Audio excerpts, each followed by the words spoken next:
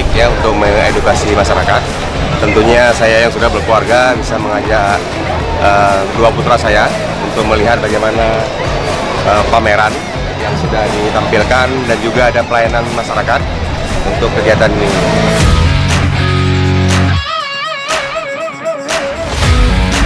Kedepannya ditingkatkan lagi event-event seperti ini dan juga banyak-banyak hal games ataupun reward yang diberikan pada masyarakat.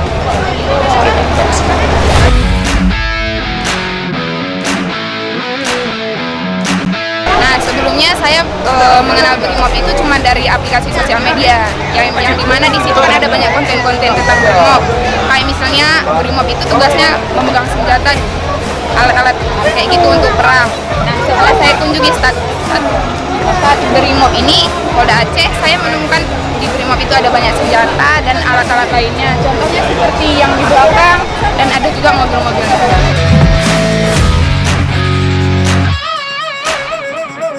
Ya, menurut saya stand Brimobnya keren dan dulu kita mungkin tahu Brimob tuh hanya dari orang-orang misalnya dari cuman lihat di luar, tapi begitu saya kunjungi ternyata Brimob tuh keren gitu, senjatanya pun lengkap. Itu kalau menurut saya, pokoknya mantap lah untuk Brimob.